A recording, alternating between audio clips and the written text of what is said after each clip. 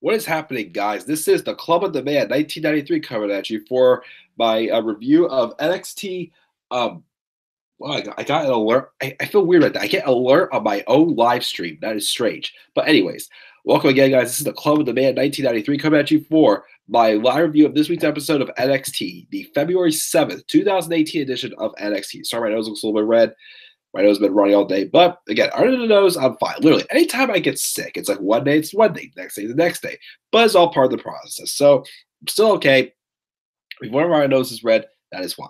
But I am okay. Anyways, this week's episode of NXT was a really good episode. We had a surprise announcement. Well, not a surprise, but a huge match announced for it, as that will happen at a later date, probably later this month.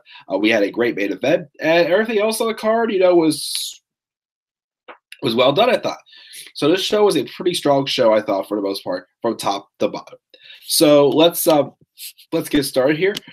First, we're supposed to have a tag match for the tag team championships between Undisputed Era and Sanity. And they come down to the titles. Well, the Undisputed Era comes down, but then Sanity doesn't even wait for an entrance. They just come in and they start attacking everybody. They attacked O'Reilly and Young and Cole. And then after a while, they got security in there. They got security in there, but unfortunately, it wasn't enough for them because they got out of the way too. Because this heat's been going on for months between all six of these guys. So finally, Real comes out. It's like, enough of this. This ends tonight. So instead, our main event, we're going to have a 6-man tornado tag match. So I'm like, okay, cool. The only thing was for the tag title. So I'm like, okay, if this really is the end, does that mean Sanity is not going to get their rematch? Or what's going on here? I'm not 100% sure, but we'll find out in upcoming weeks. But we'll talk about that match when we get there. Then we had another match between Heavy Machinery and Riddick Moss and Tito Sabatelli. Not too bad of a match. It shows that, Moss and Sabatelli have slowly improved. And also Heavy Machinery. As I remember, Heavy Machinery did get a title shot against Odds of Pain last year. It said they were quite ready yet. But I feel like that they have come a long way. They are making improvements, so I like what we're seeing. But Heavy Machinery do pick up the win with the world's strongest slam onto Tito Sabatelli. There was a part where Sabatelli tried to do the roll up, used his foot on the ropes, but the referee didn't catch it. So unfortunately, their plan failed.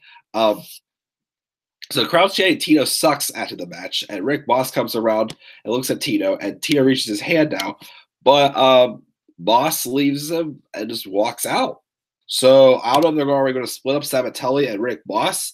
If they are, it might be a little too soon. I feel like it would be too soon to split these guys up. I know they're not probably ready yet for tag titles contention yet, but I do think they have potential to eventually be there someday and even be a good main roster stable. I feel again. I think my friend Dan suggested to me, and I do agree with this.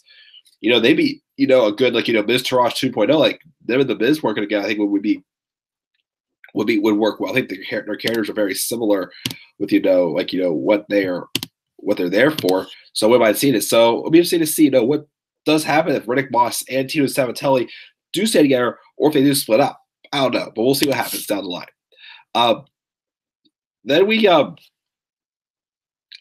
Johnny Gargano making his entrance. It was the first time that Johnny Gargano has spoken since his loss at TakeOver Philadelphia, and he was attacked from behind by Tommaso Ciampa. He has a regular reaction. Johnny Gargano, he's smiling. He's happy.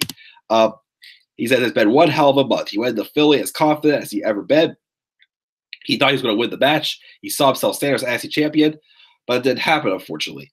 It does suck, but coming out here and getting that reaction from the crowd is what's very obvious. He has earned what's more important than being a champion. He's earned the NXT Universe's respect. He says he had a match of a lifetime, and at his lowest of lows, we picked him up and made him realize, title or no title, he's exactly what he says he is. Johnny freaking wrestling. TakeOver Philly will be a night he'll never forget. But you know what else he'll never forget? A crutch shot to the back.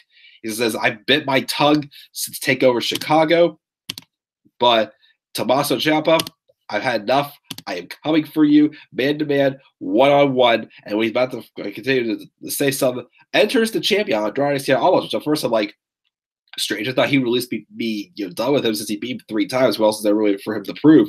So all of a sudden, Vega come out, and Almas gives Johnny a thumbs down from the stage. They get to the ring, and they hold a title high in Johnny's face, and Vega starts saying that Gargano didn't earn anything, and he shouldn't even be out here. Andrade should be out here parading and confetti. Instead, we're listening to how Johnny lost. He didn't prove anything, but the fact that he's just a loser. And Ciampa had nothing to do with the loss, which is true. The champ has beaten him again, and again. And he's not Johnny wrestling. He's Johnny loser.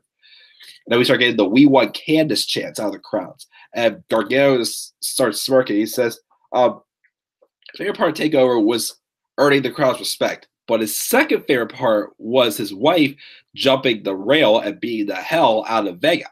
So Vega starts, poking, shoving him, and all of a sudden, here came Candice LeRae.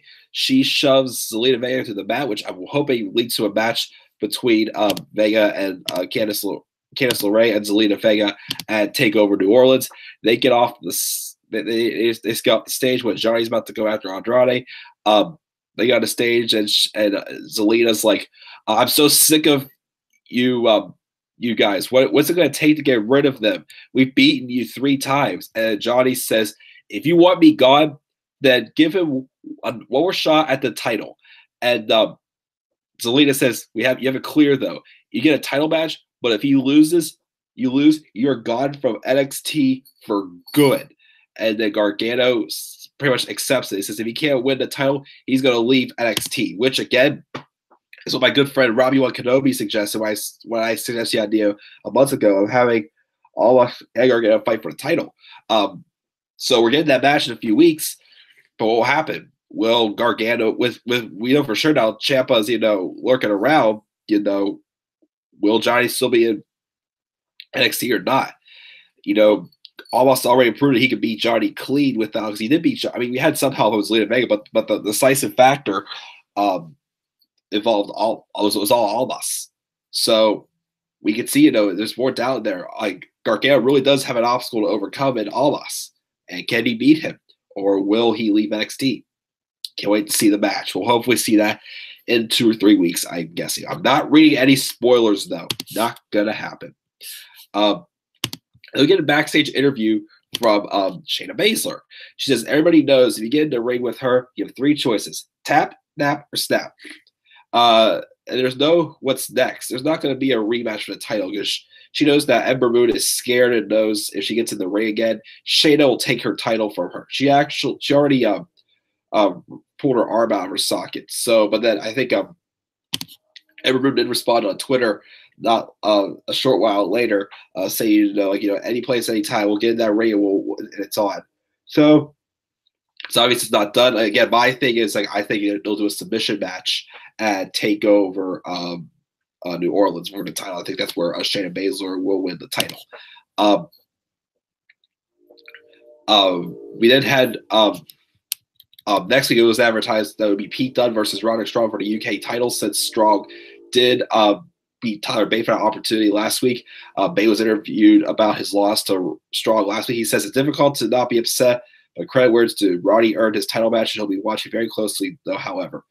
He talks about how incredible winning match of the year was, but he's looking forward to having more cracks at having match of the year in 2018 with the whole NXT roster. So Tyler Bate's looking on further than just the UK title. Then we had Bianca Belair taking on Jessica Hill or something like that. Just a quick little squash match for Bianca Belair, give her the win, keep them going. I do think Bianca Belair will be a strong women's champion contender by the end of this year. I see a bunch of potential in her. We had recapping of Kairi Sane's appearance in the Women's Royal Rumble, and we also informed that Aleister Black will be here next week as well. But yeah, and then we had a Moon pretty much challenging Shayna Baszler to a rematch for the title next week, and she wants a piece of her. So then we had the 6-man tornado tag match between Sanity and the Undisputed Era. Fun match, I should say. Very fun. Definitely built up to, these 2 teams have been going to war for months. They were involved in the War Games match. They've been feuding for the NXT tag titles. And again, I don't know if this is going to be the end of the feud. I kind of hope it's not. It'd be strange to having, Sandy technically not getting their one-on-one rematch. Instead, they got taken away from him, and they proposed a six-man tornado tag match. I don't do like a steel cage match. The way it could just be the four of them taking each other, and then Adam Cole and Eric Young staying outside the ring. But yeah, this is a fun match. We had weapons being used. We had I think it was Cole, Young, and then Alexander and O'Reilly go like backstage and make a lap around backstage and make their way back out. Killian Dane, of course, has a great offense as well. And then, of course, we eventually get the win with Killian Dane pinning Bobby Fish after hitting a Ulster plantation to get the victory. So again, it would be weird if they didn't just pull the plug on this feud here, because Sanity still gets their rematch, but the plug was pulled on it tonight for a six-man tornado tag match. So I feel like these guys need to have at least one more match, even if the title's going to stay on Undisputed Era. One more match, maybe a steel cage match, something like that. Have Undisputed Era retain the tag titles, and we move on from there. As I say, I think TM61 should be the team to challenge Undisputed Era for the tag titles at NXT TakeOver New Orleans. But guys, that's pretty much it for my live review of this week's episode of NXT. It was a strong episode, give it an A-. What are your thoughts this episode based on the stuff we saw with Rick Boss and TO7's Helly possibly splitting up? Johnny Gargano put his career on the line in a title versus career match in a few weeks on NXT. And it's stuff with Undisputed Era and Sandy. What are your thoughts? Leave your thoughts in the comment section below. And be sure to always click my like and subscribe. We're calling to the channel. Follow me on Twitter at TheManAir93. Tomorrow, again, today my nose is still running, so I didn't do my Road to WrestleMania episode 23. I want to try to do that tomorrow. No matter how I feel, I want to try to do it tomorrow. Unless if I'm that bad, I feel like I can't do it. But I'll do that tomorrow, and then take some more content on my channel as well. So, guys, thank you again for tuning in. I am out. Until then, guys, have a good night.